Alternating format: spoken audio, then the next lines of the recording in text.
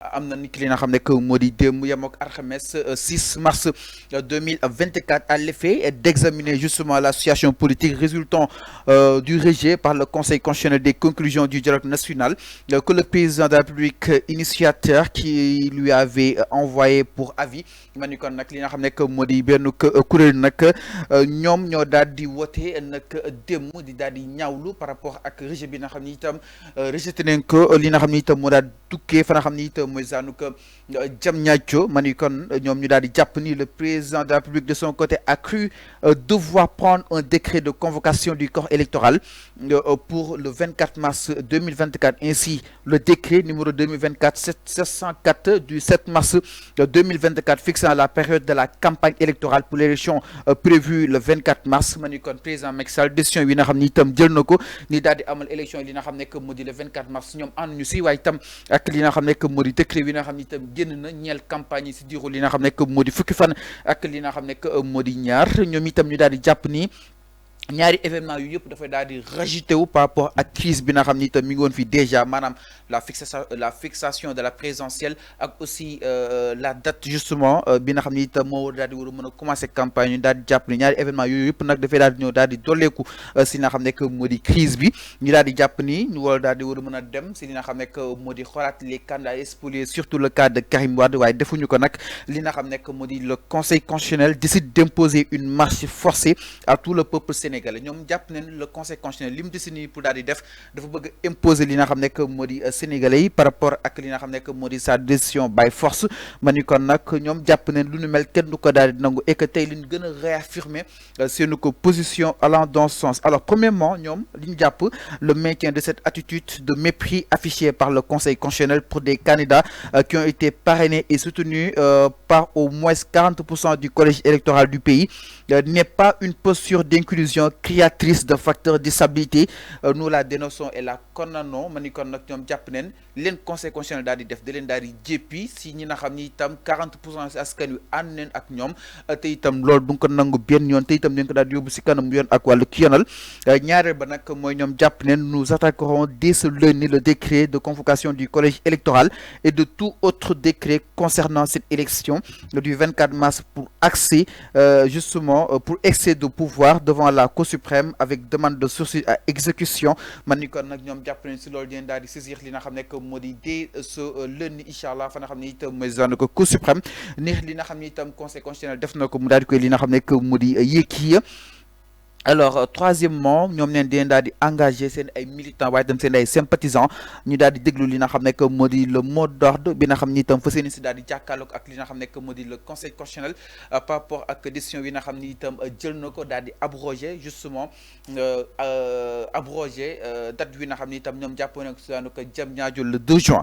Alors suñu liree li nga xam ne que moo di texte bi du début jusqu'à la fin encore une fois ils persistent de leurs attaques contre li nga xam ne que moo di les sages du conseil constitutionnel. Alors Serigne accusé neen fi li nga xam ne que moo di de corruption ñu bëri jàpp neen su nekkoon une partie de l'opposition la jëli neen leen ñu daal di leen toppee li nga xam ne moo di outrage à magistrat et tant d'autres mais boobu ba tey leen gën a am fitu daal di song li nga xam ne que moo di le conseil constitutionnel mu nekk li nga xam ne que moo di une juridiction pas comme les autres exactement parce que mu nekk juridiction bi nga xam ne lu toll ni présidentielle moom kese moo si am droit wax li nga xam ne que moo di son dernier mot. Est-ce que des fois PDS ak ñi nga xam ni itam ñoom leen daal di àndal ñi ngi mesurer exactement la gravité justement de leur dire. Ils ne mesurent rien du tout ñoom li ñu mesurer rek et principalement leur objectif c'est d'avoir un candidat à l'élection présidentielle.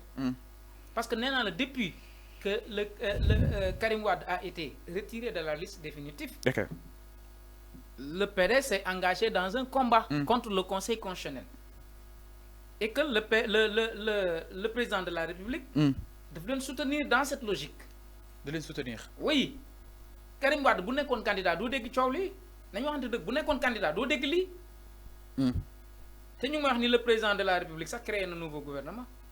Oui. Amadou Makhtar Cissé, premier ministre de l'Intérieur. bu nekk information boo xam ne itam jot nañ ko. Mais pour poursuivre logique bi. Ok. Tout ça, Fallou, c'est dilatoire. Et c'est malheureux pour le Sénégal. C'est malheureux pour le Sénégal. En plein processus, le président Macky Sall jël le ministre de l'Intérieur changé ko muy Sidiki Kaba tas gouvernement bi en plein processus électoral. mais processus pour ñoom jeex na de maanaam pour ñoom bu nu mel doxul woon. mais dañuy ubbi beneen bu bees en tout cas loolu la kii waxoon. peut-être pour ñoom baaxul woon. non mais xam nga baaxul woon ba tey. dañu jàpp ni baax na parce que.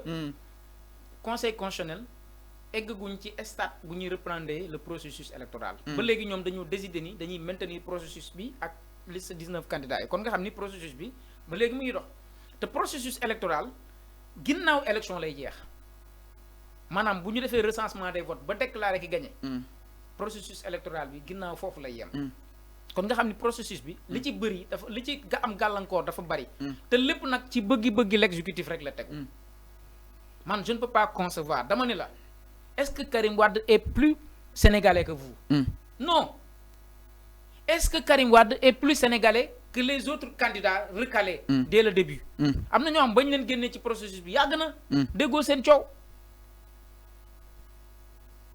le report. c'est le PDS. tey ñu ngi naan dissolution conseil constitutionnel. c'est encore le PDS. mais au finish lan la PDS bëgg pour cette république. seen objectif principal xoolal mooy ñu tëggaat processus électoral bi. parce que ci liste bi. parce que ku nekk daf ci am gain de cause. PDS daf ci am gain de cause exécutif am ci gain de cause te problème bi véritable problème bi mooy ci liste 19 candidats yi jàll dafa am ci ñoo xamante ni neexuñu leen. ñoom pour ñoom Diomaye Faye warul mën a nekk président wu Sénégal. xeeb nañ ko. pour ñoom Diomaye Faye wax naa ko sànq man leen même le président de la République amul intention wu quitter le pouvoir. il n'a même pas cette intention. même bu fekkee wax na ko il faut mesurer l'intention. parewul pour quitter et que la deuxième chose mooy yéenewul nguur gi ñu nekk ci opposition bi. pour ñu yéeg. yéenewu leen ko parce que ñoom la candidature de Bassirou quelle que soit la situation dafay déranger le régime. parce que jàpp nañ ni warul mën a nekk candidat ñoom loolu lañ jàpp. lii ñuy def jëmee ko ci PDS di soutenir dynamique gu PDS ñoru leen sax yitteelu leen. mais dañu amul pexe PDS ñëw nag ubbi buntu nguur gi ñëw. jëfandiku ci buntu boobu jàppee PDS comme bouton di leen instrumentaliser. et vraiment c'est malheureux. ñii ay schéma politique lañ xam si lañ yàgg nekk si lañ yàgg dund tey conseil constitutionnel nee naa depuis que conseil constitutionnel existe ba léegi. conseil constitutionnel musul indi décision bu ñëpp ànd. et que affaire bi du jul coow. musul indi décision parce que dafa am ay intérêt politique. on est obligé d'en réjouir. mais dama ne la conseil constitutionnel élection 2019 bi le conseil a été beaucoup contesté. malgré loolu on a tenu les élections présidentielles. souvent sax dañuy rappeler l'histoire de maître Babacar Seye. démissionné na mais taxul processus bi dafay continuer kon élection du caaxaan loo xamante ni dañuy tënku ci ay simple soupçon. soupçon rek nga ni nañ dàq élection. mais dafa mel ni wax na ko sànq. kan moo nekk si ginnaaw li nga xam ne que moo di le PDS. pourquoi tout le temps li nga xam ne que moo di ces accusations semble-t-il que la voie lui est balisée. c'est l'exécutif qui est derrière tout ça parce que PDS ne peut pas gagner les élections. mais ban intérêt la si exécutif bi am moom mi convoqué li nga xam ne que moo di élection yi convoqué li nga xam ne que moo di le collège électoral ni ki li nga xam ne que moo di le 24 mars. pour man le seul objectif. du régime. c'est d'écarter Pastef. parce que Diomaye Faye laa la wax sànq moom lañ yéene wut mu dem mu jàll. Bassirou Diomaye Faye la gars yi yéene wut mu nekk candidat. bëgguñu ko. oui mais nee naa la depuis que liste définitive bi génn la coow li commencé bi Ousmane Sonko di wax ay vidéo stratégie ak choix boobu la coow li commencé tàmbali di. Macky Sall le président Macky Sall moo la gën a xam ni ci li mu il ne voyait pas Bassirou Diomaye Faye venir peut-être. bah mais loolu moom c'est une réalité ñoom gisuñu woon mu ñëw parce que seeni ay nit ci ay plateau ñoo ko yàgg di théoriser. te andiwuñ benn article du nekk candidat. boo demee sa après fii xam nga ay signature lañ lay wax ak nangam ak nangam. xam nga bu njëkk ba ci ay article lañ doon jëfandiku di wax ni Bassirou mënul nekk candidat. parce que parti ba dissoudre nañ ko. loolu da nga koy wax ku ñàkk xam-xam. ku xamul dara ci code électoral bi. même loi d'amnistie bii ñu voté gars yu bëri yaakaar ni pour Pastef fa tax ñu def ko pour Ousmane Sonko mais bu fekkoon pour Ousmane Sonko am na yoon bu gënoon yomb c'est tout simplement de modifier l'article 57 bi Guy Marius Sagna doon wax alinéa 1 bi wax tout Sénégalais électeur sa waay gis nga fàllu bu ñu naxante ci réew mi xamul tax mën la bu ñu naxante. Lii c'est des schémas politiques. C'est des manœuvres politiciennes yu ñuy def au détriment du peuple sénégalais. C'est ça la réalité des choses. Parce que xoolal boo xamee histoire réew mi suñu vaay politiciens yi nii lañ mës a doxee. Ils font tout pour barrer la route au parti PASTEF. Parce que pour nous, PASTEF, c'est des brigands, c'est des bandits, c'est des assaillants, c'est des voyous, c'est des rebelles, c'est des terroristes, c'est des salafistes. Pour nous, yoy qualificatif yoy ñu jël def jox PASTEF, moo tax bëgguñu PASTEF nekk ci nguur gi. Alors que loolu yëpp c'est faux. Ñoom dañu considérer PASTEF comme une menace bu jëm seen kaw. Donc PASTEF. Ils n'aiment pas PASTEF. Donc PASTEF